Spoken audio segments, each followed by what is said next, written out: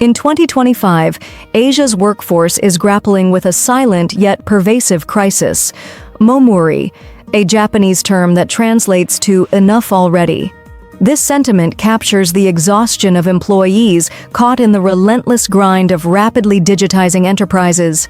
Amid hybrid work environments and cultural pressures, a phenomenon known as silent burnout is taking root. Employees show up, meet deadlines, and smile in meetings, but beneath the surface, they're emotionally disengaged, operating on autopilot with depleted energy and motivation. This adrenal burnout, where the body and mind can no longer sustain the chronic stress, signals a critical need for systemic change. Silent burnout is insidious, often invisible until it's too late. It's not the employee calling in sick, it's the high performer who quietly disengages while maintaining a facade of productivity.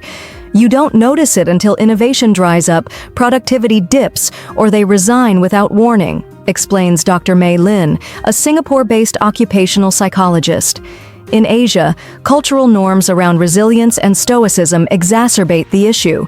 Admitting stress is often seen as a weakness, leaving employees to suffer in silence due to stigma, fear, or lack of awareness. Hybrid work environments, while offering flexibility, amplify the challenge. The blurred lines between work and home, combined with constant digital connectivity, leave little room for recovery. Employees in Asia's tech hubs, think Singapore, Seoul, or Bangalore, are particularly vulnerable as long hours and high expectations collide with the pressure to appear always on. The result? Adrenal burnout, where chronic stress exhausts the body's stress response system, leading to fatigue, cynicism, and diminished performance. For years, organizations have leaned on reactive measures, wellness apps, yoga sessions, or mental health hotlines as bandages for burnout. These perks, while well-intentioned, are proving insufficient. Employees hesitate to use them, fearing judgment or exposure in cultures where mental health discussions remain taboo.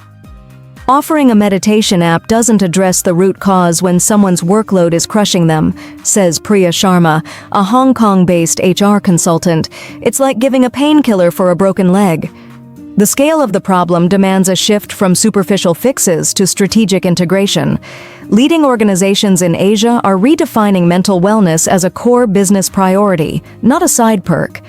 The most forward-thinking companies aren't asking what perks to offer, says Takeshi Yamada, a Tokyo-based executive at a multinational tech firm. They're embedding mental wellness into onboarding, performance reviews, manager training, and even team bonding. A new blueprint for mental wellness.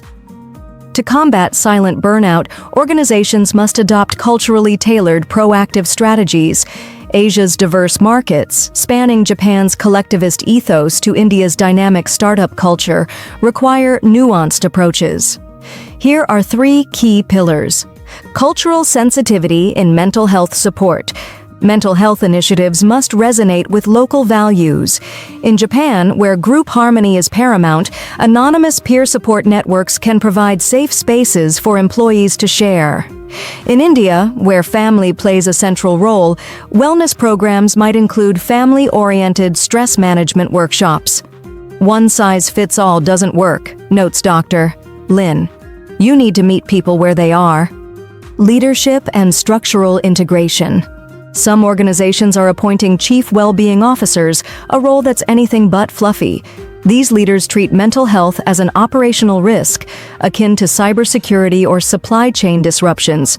They ensure managers are trained to spot early signs of burnout, such as withdrawal or irritability, and foster open dialogues without judgment. Performance reviews are also evolving to include well-being metrics, signaling that employee health is as critical as hitting targets. AI as an enabler, not a replacement. AI and data analytics are emerging as powerful tools to detect early indicators of mental distress while prioritizing privacy. By analyzing patterns in language tone, engagement levels, or absences, AI can flag rising stress without invasive monitoring. AI should never replace human therapists, emphasizes Sharma.